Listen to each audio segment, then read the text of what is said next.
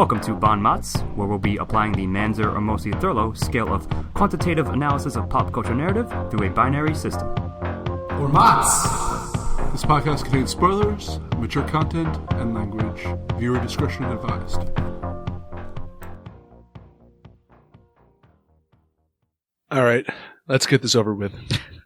Hi, welcome back to MOTS. I'm Jonathan E. Manzer, here with Stephen Ramosi. Hey. And Scott Thurlow. Hello.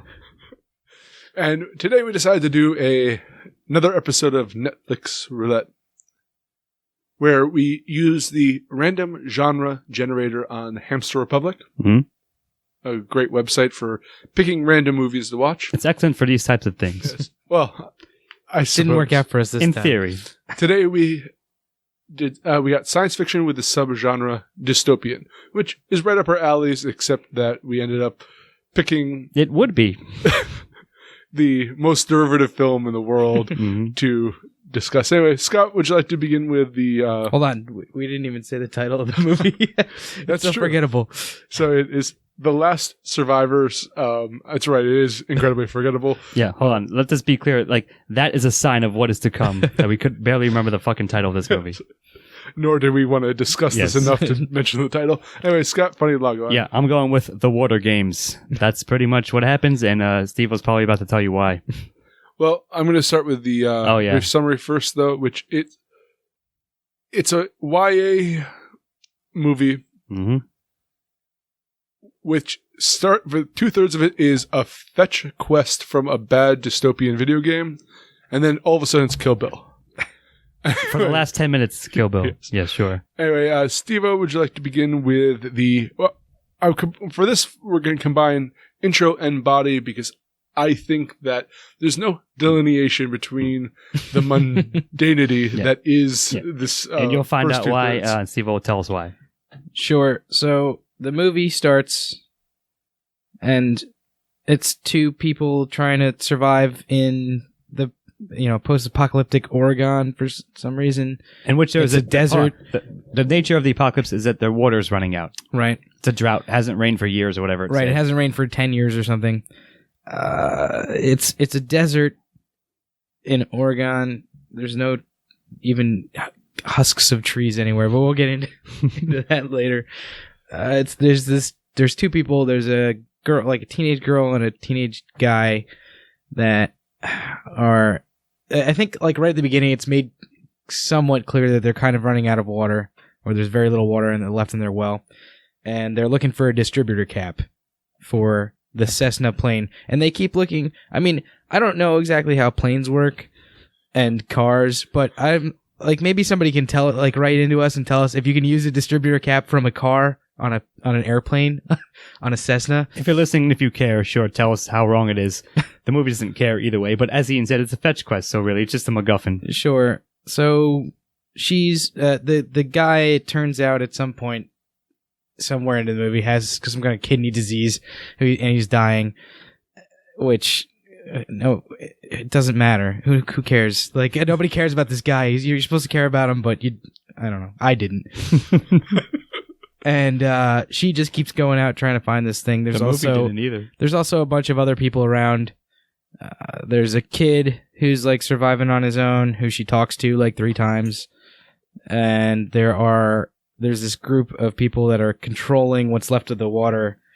The water robber barons. Who are basically just killing everyone, despite the fact that they say that they're going to save them. And that's pretty much what happens over and over again throughout the entire... At some point, there's like vagrants as well, who are just people that are looking for water. I think that's part of the conclusion, so we'll talk about that later, but...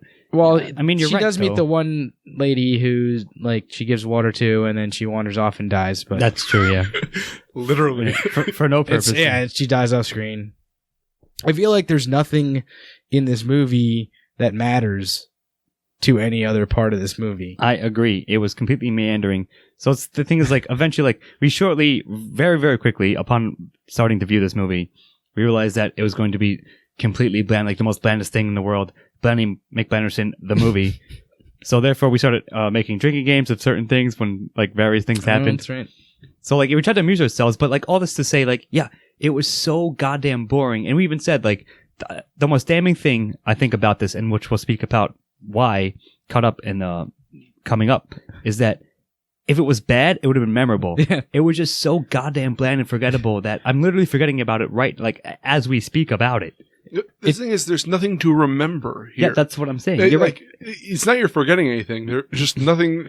It went in one ear, passed out the other. It doesn't have the courage to be really bad, but it's also doesn't have any kind of talent involved in it to be really good. Yeah, sure. At least I agree in with writing that. it. I don't know. Maybe the actors are okay, but you can't tell from this. The thing is, it plays it so safe to the formulas, but doesn't know how to implement any of the formulas. So it is a traditional dystopian storyline. It is a traditional YA storyline, except that they have the kind of love triangle aspect here, but that never pans out for anything. And they don't they basically allude to it, and then it goes away for most of the movie. They have the villains who choose scenery, which is a lot of fun and kind of dystopian. Like if you go back to the Mad Max Fury Road, like Immortan Joe, like he's a memorable character and he's ridiculous. But these they don't play enough of building anything here, whether it's the antagonist, the protagonist, the supporting. Nothing to me to make any of. It's a 90-minute film, and near around. We and it feels felt that it was going on forever. Yeah. and it feels like it's 85 minutes of it's padded, and Yes. that should. I don't know. It's very frustrating. It's offensively bland. Yes. Yeah. Aggressively bland. Yes. Yes, you guys were deciding what to exactly describe it earlier, but either way, I think both of those are perfectly accurate. Yeah, so just real quickly, here's my input on this. I'm giving them both a 0.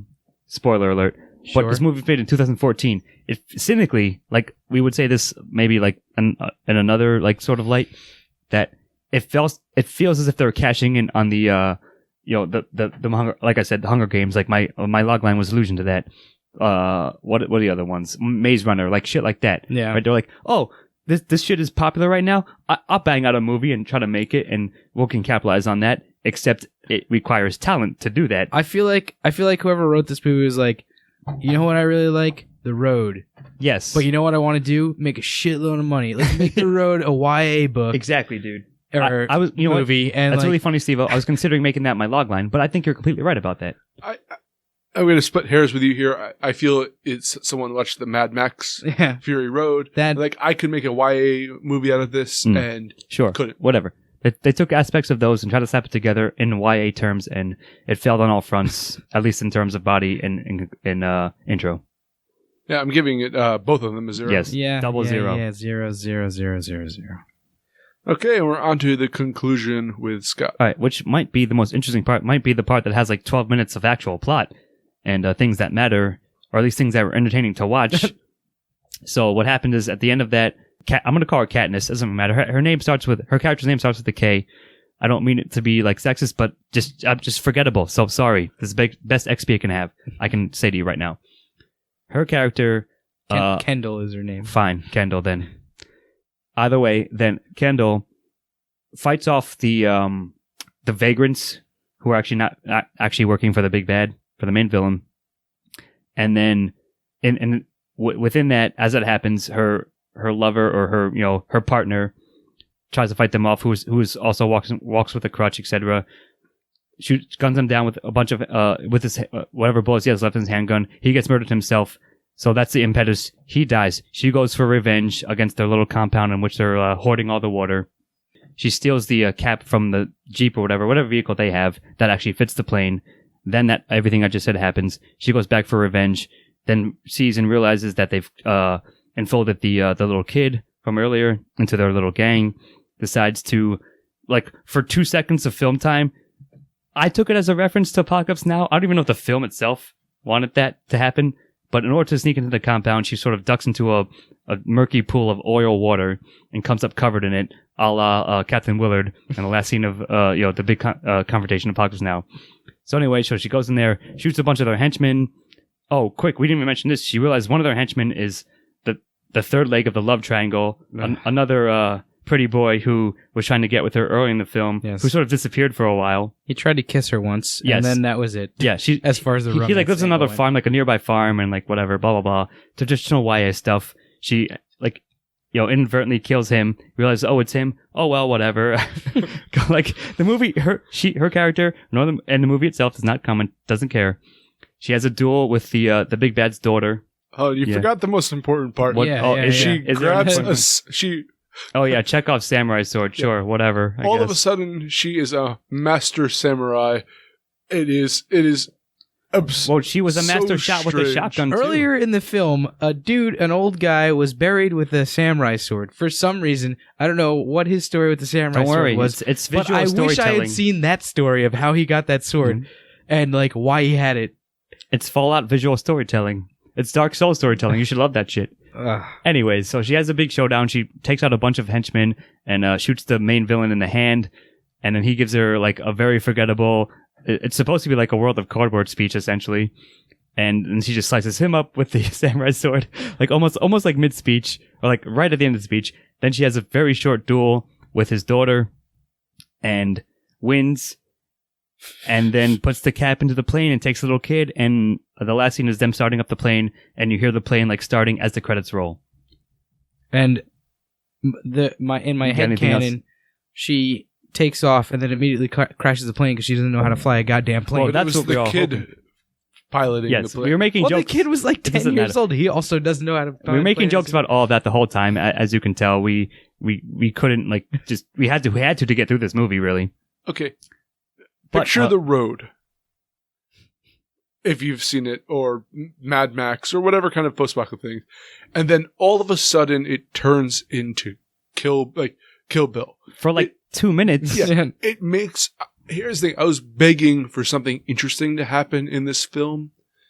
And they delivered poorly. That's exactly what I was going to say. See, my continuation is like, yeah, sure. We're like, actually, Steve, I think I agree with something you said while we were watching it. Like, there's a lot of scenes that want to have tension, but there's no payoff. So actually, there is no tension really at the end of the day.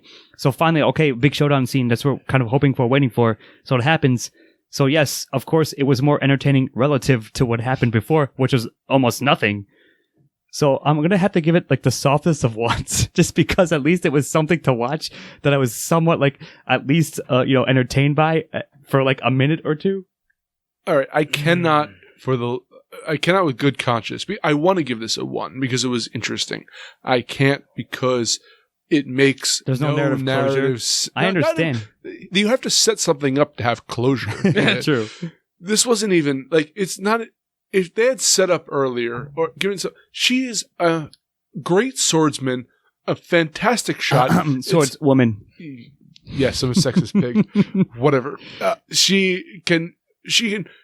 shooting guys in the back as they're running away. She's Ramboing and Yes. the briding people. It angered me because she gets into a machete versus samurai sword duel with 2 people. Yes. Yeah. And wins both of them. And there's this, the daughter of the main villain, after she kills the main villain, like, the daughter's beating her head against a metal, like shipping crate Side of a in thing. the Yeah. most brutal, it's a different movie. And I can't give it credit for all of a sudden switching everything and abandoning, even if it failed beforehand, abandoning everything that happened before it. I am going to, only because I was entertained by it. Was it narrative closure? No, not really. But at least it was something to, again, entertaining to watch. It was a different movie. It was a better movie. Yeah, that's what I'm saying. Like I said, But that doesn't mean caveat it was good. Yeah, you're right. My caveat is relative to what come before. So of course, I guess absolutely anything looks good compared to a pile of shit. But I'm just saying, I personally I'm going to give it enough credit to give it a soft 1. I wish they had For just conclusion. had her mowing people down with a samurai sword this whole time, the whole movie. Yeah, well, that did you see? Then they'd be ripping off Just watch- 16 Exterminator. Yeah, just watch Kill Yeah, Bill or that A better instead. movie. Sure. So anyway, I'm giving it a very soft 0, but I'll give it very soft 1 just because the other 2 were zeros. So such hard zeros beforehand that at least this was entertaining to watch at the end. I can't. I can't. All right. I can't I'm gonna give it either. a 0. It's fine. All right. All right, it's on to themes with me. I think I hear crickets chirping. We're going to insert crickets here. So I'm going to find something here. Waldo it up, my friend. So remember back a couple of years ago how Nestle was like draining the aquifers in Oregon, Allegedly. in that area? I'm just busting your whatever. balls. Yes. I feel that It's this an is X, a commentary. It's an on XP for that. And it's funny because you mentioned that during the film, and like the thing is, I get us being us, sure, you could probably slap that onto it, but did the film intend it? Well, it's really, it's probably obviously a commentary on global warming Yeah. and like, you know, Sure, I'll give climate it change that. and stuff like that. But And like, the whole aquifer. But what's the message about it? The idea of a corporation, or not, it was not even a corporation, but The New World Order of like a band of gang of raiders. A raider gang Yeah. tapping into the aquifers to drain the water that doesn't necessarily belong to them. I mean, There will be water. If you There's will. That's another good log line. there's a theme here. he drinks your water. I guess perhaps oil also could be pulled out of this. That's sort of like off second hand here. I don't know. I don't. Regardless of whatever theme they had in here, I didn't care for most of this movie. So whatever like message was lost along with the banality of the messenger. The rest of it, yeah, sure. I mean, I think I agree with that in this case, that if there was a message or a theme, maybe it's that, but it didn't do a good enough job. If that was going to be the point of this movie, it didn't at least address that enough. Sure. You would have thought like it would have hammered. Like, in theory, right? If that was the message they're going for, they should have the nature of this film, what everything else that surrounds it. They should have like hammered it home over your face, but they didn't even do that. Like they didn't even address that enough. And I guess another one you could try to drag out of this is like the not giving up hope, or you know the persistence of hope. But that's also kind of bullshit. And like, yes, I agree. No. That's a stretch too. We'll talk about this more when we talk about antagonists, but the main villain constantly reiterates that he's doing this for his daughter, to leave his daughter a legacy, something to survive on in the this new future. Yes. With it. So I don't know if it's like, but again, that's supposed to be a theme. You're saying? I guess there's an element of the. Ooh, I got it. Go ahead. Hold on. It's this desert Earth is the legacy that the older generations are leaving to the younger people. Again, that's motherfucking Waldo-esque, dude. Like, yeah, I like that, but did the film itself intend that? I highly doubt it. Oh man, that's not bad. No, it's not bad coming up as pulling it out like right now, sure. But again, I'm pretty sure I didn't think that during the film. Never once did I was like, oh, they're going for that message. Yeah, I enjoy creating obnoxious themes for things that don't deserve it, but I won't even waste my time. Don't on this, don't deign to do it for this one. I agree. I don't think that's really what they were going for. I'm going to give it a 0. Yep. Gross. All right, on to antagonist with Ormosi. Does anybody remember the dude's name? Nope, doesn't matter. Gang of Raiders. Bald guy. I can look it up for you if you want. But and his sidekick, the priest. Corrupt preacher. Yeah, the preacher. And his daughter. No, the preacher, and his daughter was the third leg of that gang. I didn't really understand why he was killing everybody. Because they were walking cliche? Yeah, like there was no reason to be killing everybody. He just wanted all the water, but there was no water. All the wells were dry. So he wanted to dry up all the wells so that I guess they had water, but if they had water, why would they go out and like kill everybody? The wells, they were tapping into the aquifer, which would dry up the wells. So they were stealing and bottling all the water, which I guess is now left in the middle of this desert. All this all these dead bodies and just lots and lots of water in this waterless world. It's adding to their pool, I suppose. I don't know. No, I get what you're saying, but you're right. Like, you're going to ask, were they effective? No. They were cliche. They were a ripoff of every Raider gang and every like random like, oh, I'm now the new leader in the New World Order because I have the most power and I have the resource, but I'm not effective. Like I'm not that menacing. Again, like you said, E. Right. They wanted to do a Modern Joe thing, but failed. That's what I was gonna say. They didn't really reveal enough about them to make them any kind of developed characters. Yeah.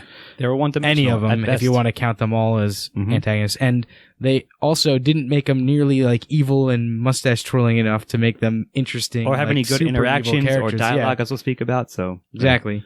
Here's this. I said we need to use this the tropes of we need a dragon who's going to be this, and the characteristic we're going to give him is that he's a priest that is also a violent killer. Mm-hmm. Yeah. And that's the only thing you need to know about this character. It's like a bunch of 14-year-olds themselves came up with this shit, threw it all into a script, and like, let's make a movie now. And that could have been fine if the actual main guy was better. Yes, agreed. That could have been fine if he was just like this psycho killer priest guy. If his dragon was flatter, but the actual main villain had more facets Right. to him and was interesting and had better lines, etc., was better acted.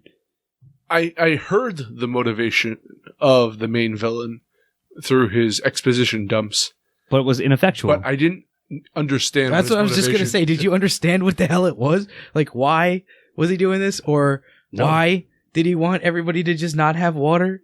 No, I agree with you guys. I mean, you're just drying up their wells anyway. They're not going to do shit to you. They're just going to be there and die when their wells dry. And also, why does he go find them and kill them and just take real their quickly, houses? one final thing I want to add, like they showed when early on when he assaults a farm and Katniss again, Kendall, whatever goddamn the main character's name was, she's witnessing it, like hiding and watching them. They give one of their victims, they're like the main villain says, let her have some water. Then they instantly kill her. Yeah. That's if he's truly gathering up the resource, that's a waste of his resource. I have one last statement to make about this. What is it with the water, like the people who gather their power through water, liking to waste their water in displays I don't of know. power? Again, yeah. I don't know. Immortan Joe would dump the weight. Yes, I know. You pointed that out during the film, and I don't understand and it either. He poured water on the ground out of this flask just to prove it's his, I suppose. But to whom? To his gang Yeah. who's already Yeah. loyal to him? Yeah, it didn't make Yeah. any sense. So yeah, Eric, just not enough there. Sure, they were antagonizing the protagonists, but they were so ineffectual at it. This is going to be a little bit of a tangent, but I was just talking to somebody the other day about what makes the scene in Pulp Fiction where he like eats the guy's hamburger and drinks his soda so effective. Is like he goes up like it's the same. This is exactly what they're trying to do in this movie, but they do so ineffectively. Like the fact that he asked the guy permission to eat his food, even though he gonna doesn't do it need his- anyways. He doesn't Yeah. need his permission. Yeah, sure. The fact that he asked permission to drink his soda and then straight up brutally kills him is like makes him so much darker. Makes Jules, Jules so much darker in that scene. sure. But in this movie, I think that's kind of the point of like wasting the water is Saying like you're going for that. to make it seem like they don't care, like they'll just rub it in your face just to make a statement, but it's so ineffective. yeah, I get the intent of it. It's just Execution is poor. the vandals that attack Kendall, whatever.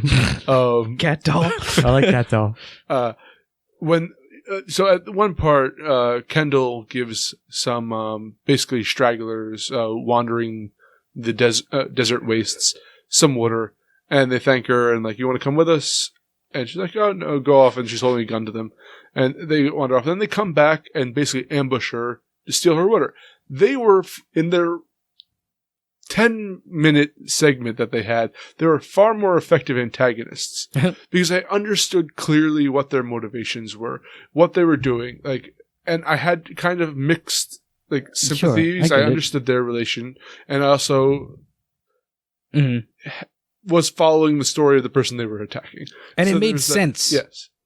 That was a big part of that. It made perfect sense. Sure. Like why they came back to like get whatever was left of that water. The main antagonist of this, it made no sense. Just Well, they weren't no Jules. I can say that much, Yeah. and I'm going to give them a 0. yeah, Yeah. me too. All right, Scott. Let's talk about Katniss Kendall. Onto you. Cat doll, I kind of like that one. I'm going to roll with that one for now. She was okay at best. Again, like Blandy, Mrs. Blandickson. Like, I don't know what to say. Like, maybe, yeah, you should say, well, maybe she could have been a good actress in other things, but the script itself and the story and everything about this movie set her up for failure. But I guess, like, as we said, she's a YA heroine. So again, it's like a ripoff, a clone of a clone of a clone. Oh, these other things have done something like this. Let's do that ourselves. But we don't have enough talent or skill to pull it off. Yeah. Or at least create an interesting character that you're invested in and care about her journeys. So yeah, we're following her for the whole time. It's very interesting watching her wander in the desert for nothing, for a fetch quest that is padded out like for 90 minutes, as Ian said. So I don't know, like I just couldn't give a shit about this and many other things.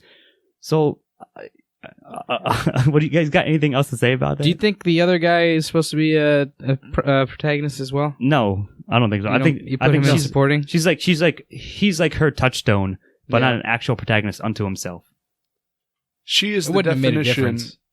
She's the definition of a one-dimensional character. Yes, and it's an uninteresting. She's a walking embodiment of that, and I agree with that. So 0. Yeah, she doesn't change at all. Yeah, I agree. 0. She learns nothing, changes nothing, and hopes she jumps in a bit back home and returns to nothing. All right, it's supporting characters with me, and here I have to give this a little credit because if there's any credit to be given, it might be on this front. Yeah, as mentioned, the Vandals were decent when they showed up. At least they had some acting chops. Mm-hmm. That like they pulled off what they had to do very well. With what they had. Yeah, especially the old man who was leading the group. I thought he did probably the job. best. Yeah, I liked the little kid. I know to say that a child actor was the best actor in the movie is damning for the film. Now, I'm astounded. I don't know if he was the best actor, but he certainly had the best part. Yes. I'll give it that. All right. He had the most depth of any of the characters. Yeah, right. Yeah, I think that's very accurate and well said, and I probably reluctantly agree with it. But just because in this film, yeah, that's probably the case. Yeah, like there was actually nuance. There was subtlety to his character. You kind of could figure out what his backstory was based on just little things that he said and how he had survived and all that stuff. That didn't happen with anybody else in this entire movie. Here's the thing: is of all the characters, I understood how he survived because he has this like kind of distrust of the world, having grown up in the post-apocalyptia that worked, where I didn't really buy the main character as having spent 10 years scrounging for water and living off the land, whatever's left. Sure, I get it. I get what you're saying. She had great hair. Yeah, I want to know who. Well, that's where all the water went to her washing. And, yeah, sure.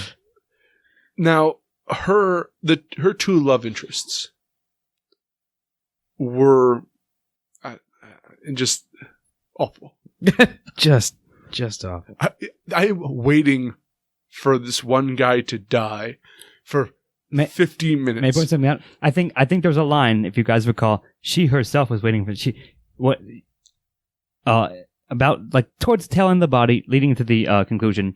She realizes the well is running dry, but refuses to tell her partner. And he finally figures out, and he was like, "Why don't you tell me?" He was like, and she says, "Well, I thought you'd probably be gone by then," which I thought was like one of the possibly like the line. Like I'm gonna if anything is quote memorable about this movie, that's something I remember. But so I'm saying, even she didn't care about that dude at that point. So I don't know. It's frustrating. Yeah. Now, normally, of course, here, like I would say this. It is a facetious point, but I'll just make it.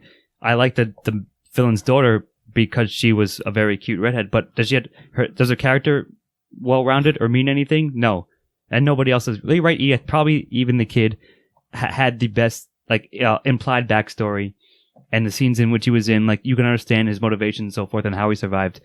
But I don't think it's enough to give everyone else. Like you said, I think I'll try to almost roll this into style when we come around to style, what I'm going to say about this, but what I'm saying now is that it just wasn't enough there. I like the kid. Like you said, I like the band of vagrants that comes through towards the end, even though I feel like they should have had more screen time and been maybe a larger part of the story. I think I'm going to give this a 1 for that. All right. I'm going to give it a very soft 1 as well, Yeah. because if there's anything to salvage from this, it's the brief glimmers of hope that. of the future of acting that you can find in this desolate wasteland. Desolate acting talent. All right, and it's on to dialogue with Stephen Ramusi. Imagine, if you will, Here we go. I don't know, like the worst YA dialogue you can think of, C-grade YA dialogue. and then have it poorly delivered, and also it's worse than that. All right. It's not good in any way. It's very boring. Although no. I was trying to think of like a good line or something. You just mentioned the line, Scott, but even that wasn't that great. I'm of not a saying line. that was good. I'm just saying good it was a dialogue. funny character moment. Yeah.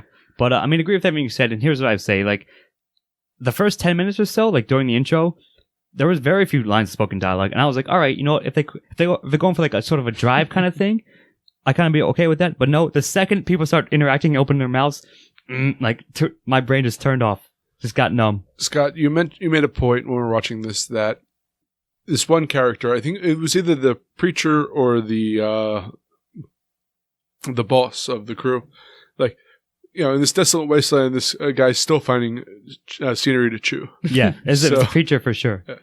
So I mean, like, even the villain like speeches were cliche, derivative, and boring. Yes.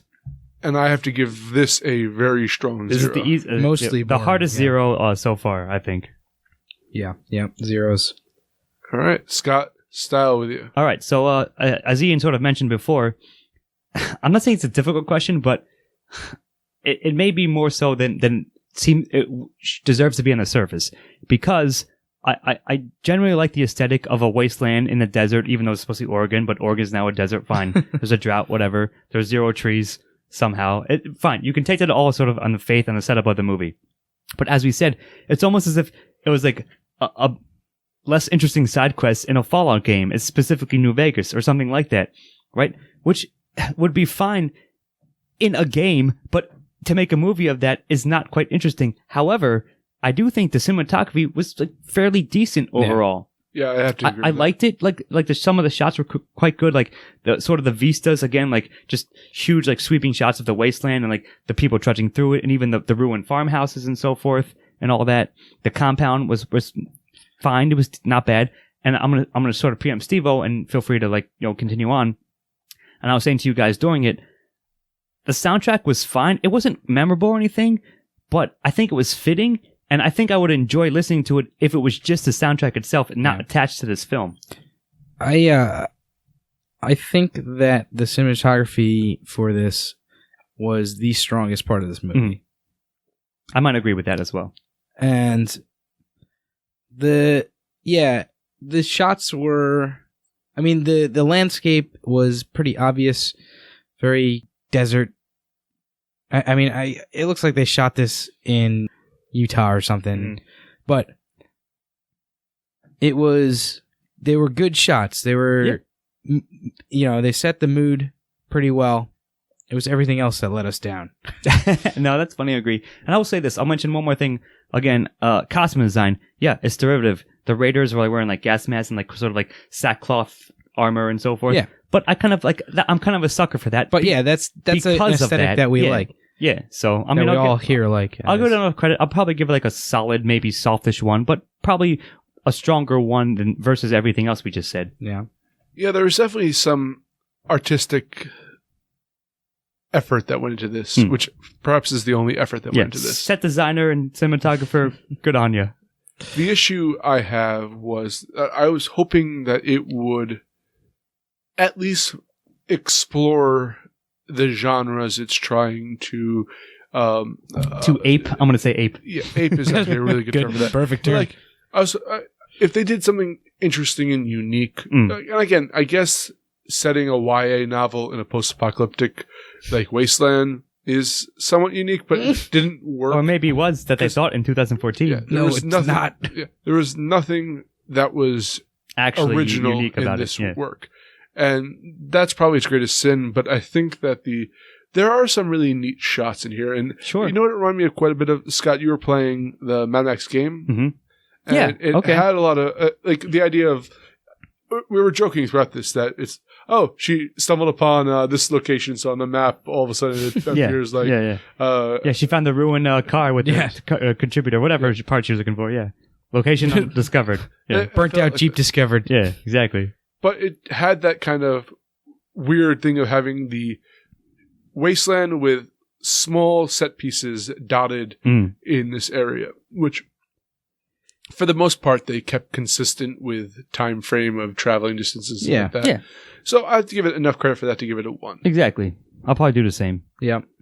Although I will say, I'm going to give it a 1 as well, but I will say there were a couple times where time and distance didn't seem Or to unclear. Yeah. match up to each other. Yeah. Like it seemed like it seemed like it took much longer earlier in the movie to go from one place to another than it did later in the movie. Yeah, no, I get it, but That's why I said most of the... Yeah, but Right. for the most part, you're right. Yeah. It was fairly well done and a fairly well thought out world and landscape. yeah, you're right, Steve-O. Like, we pointed that out, but that's not quite like style, I would say. Like, just more of like the flaw of like the plot writing and the plot holes.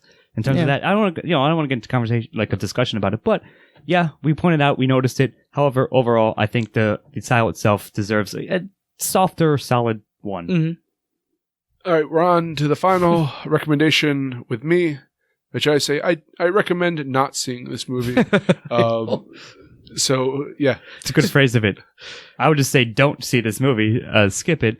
But you know what? Like, I mean, we sort of have fun with it, but I'm never going to see it again. Did we? Yes, only because, to be clear, we were drinking heavily during it, and Steve-O created a great drinking game when a certain action happened from the main character, which is, made it, again, amusing to do.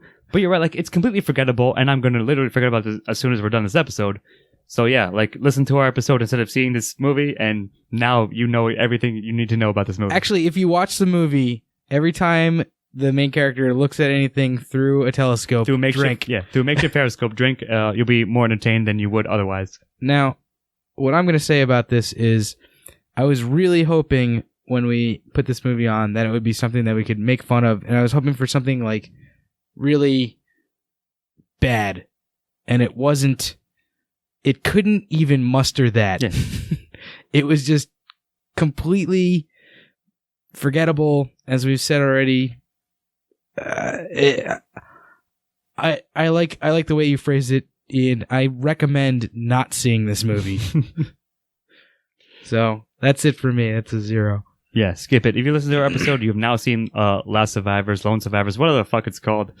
And, there you go. Surprised we survived it. Yeah. So I'll get the final scores, which are 2s across the board with a total cumulative score of a 2. Mm-hmm. Which is one of the worst scores we've given on... Pretty much Yeah, anything. well, Yeah, yeah, it's doesn't down mean- there. Sometimes you win in Netflix Roulette, and sometimes you lose. So Here's to a better terrible movie next Yes. time. All right, well, I'm Jonathan E. Manzer, here with Stephen Amosi Have a good night. and Scott Thurlow. and I'm gonna wander the desert in search of YA stories myself. Good night. This has been Bon Mots. Thank you for joining us. We'll see you next time. Music by Chris Morgan. Editing and engineering by Jonathan Ian Manzer. This has been a Los Angeles production. All rights reserved.